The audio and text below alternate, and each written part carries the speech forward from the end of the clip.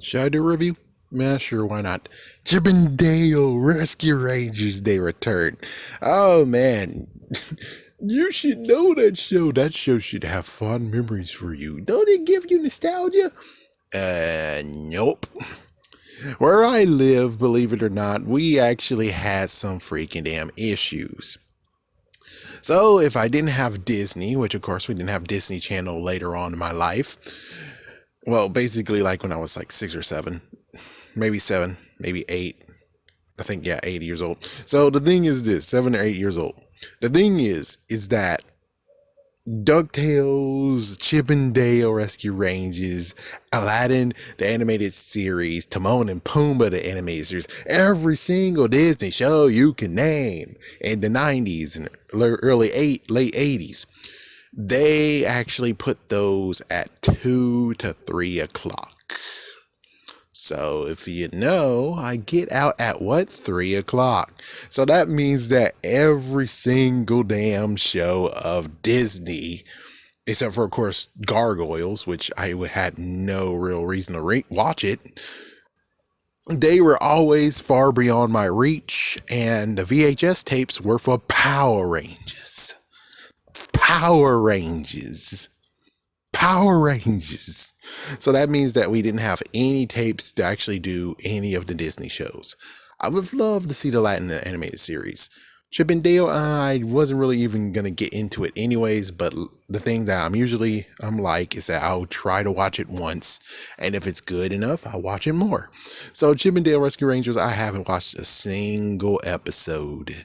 I think I watched bits and pieces because of people, but other than that, I never saw any of the series, and the only thing that's Chip and Dale related I watched was the old time Chip and Dale before they were like, hey, let's give them an actual show.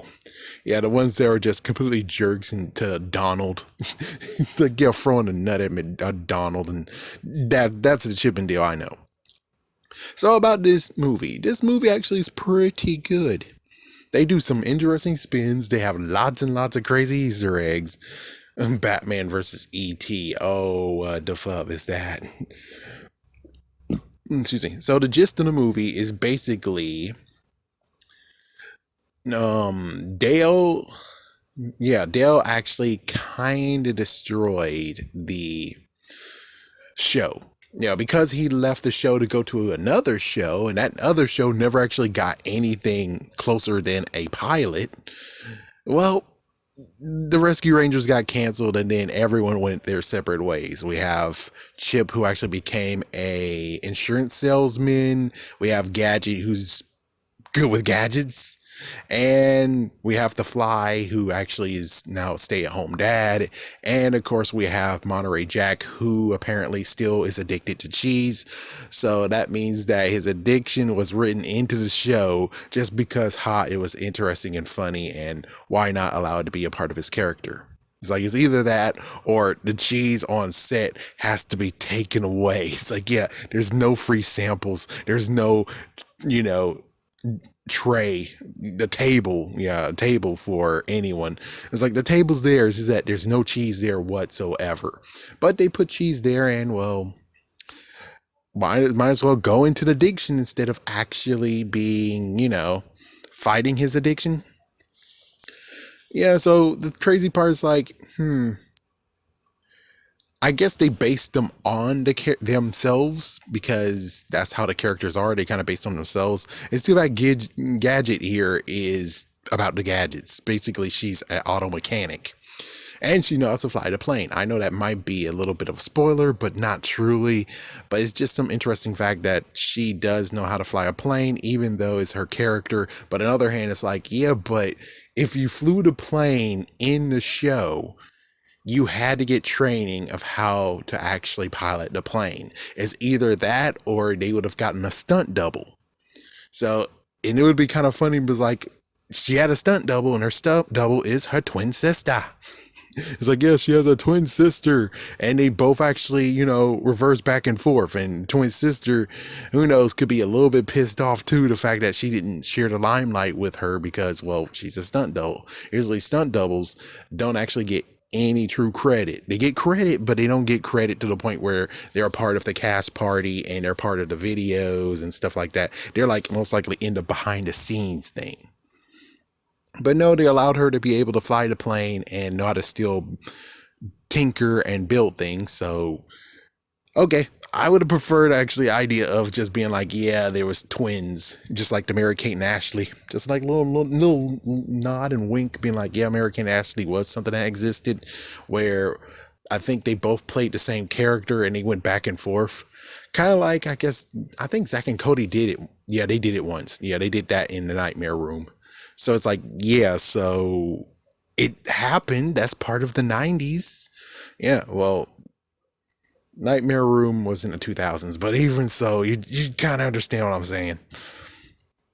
So they went separate ways, and then Monterey Drac is in trouble because, well, he has an addiction, and then the bad guy actually took him, and it's up to them to find where he is. There's some shady business, there's some crazy stuff, there's some bootlegging of all those horrible movies they decided to make a nice little funny nod to, and there's just many other nods from, we get to see the, in quotations, original Sonic from the Sonic movie. We get to see Randy Marsh somewhere. Let's see. You get to see so many others that actually came out of nowhere. And we get to even see a puppet, which, not a puppet, let's see, what was it? Claymation. And I wish they could lean and say that was Gumby, but I guess not. But it would have been cool if they actually said that was Gumby. If they could have done that, which I think they could have, because they were treading on many waters. And of course, well, Disney is flexing on the things that they have. They, of course, own Eek the cat, so he did not make an appearance, but his freaking fur did. Yep. And apparently they still have the ownership of Garfield and Friends.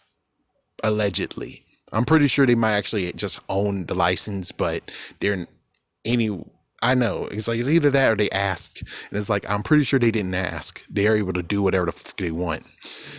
As for Randy Marsh, I'm pretty sure they actually just, the freaking Trey Parker and the other dude, they're like, go ahead, it'll be funny as fuck. And who knows, maybe seeing Roger Rabbit is their kind of little wink, like what WB did with Space Jam 2. They showed all their characters that they own.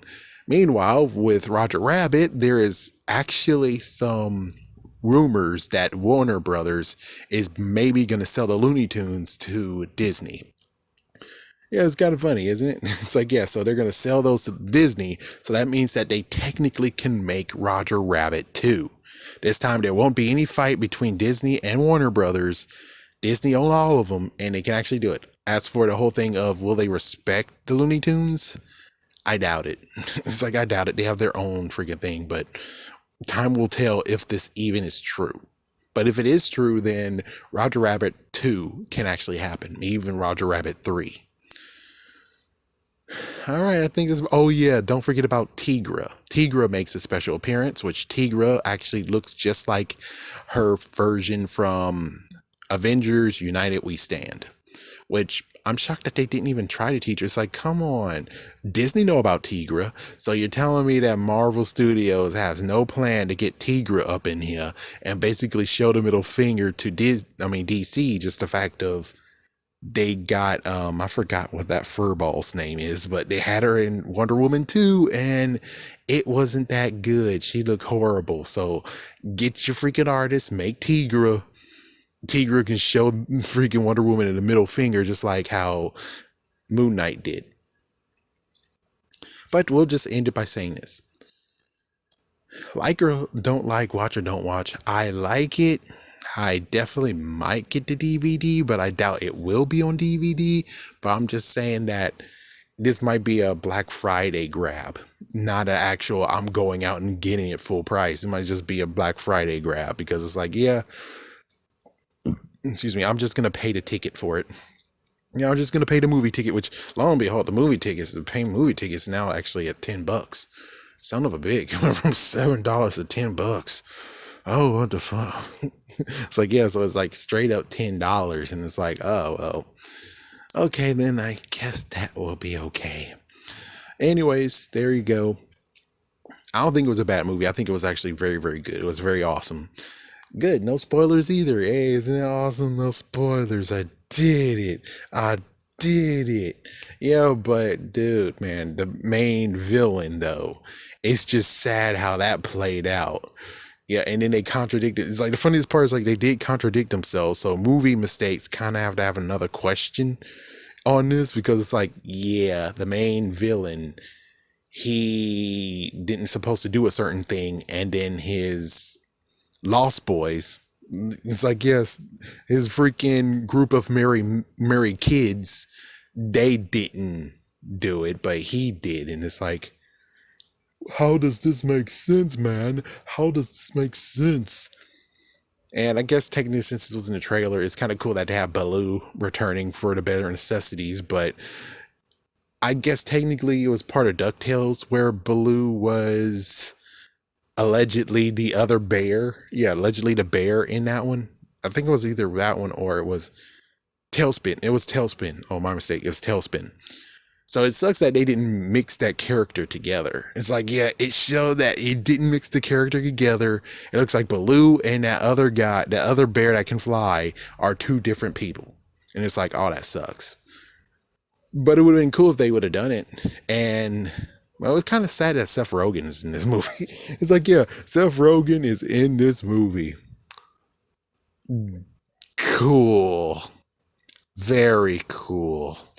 At least the only thing that was good enough in that for Seth Rogen is the fact that all the people he voiced actually got to be in the same scene together for one split second. That's the only thing, but it's like, yeah, but you're replaceable, dude. Just like Beyonce sung, you're not irreplaceable, man. you're not irreplaceable. You're able to be replaced easily. They could have got someone else and they could have done the same exact thing as long as they picked someone who actually had so many voices, that voiced so many characters. They could have even picked Billy West. Holy crap.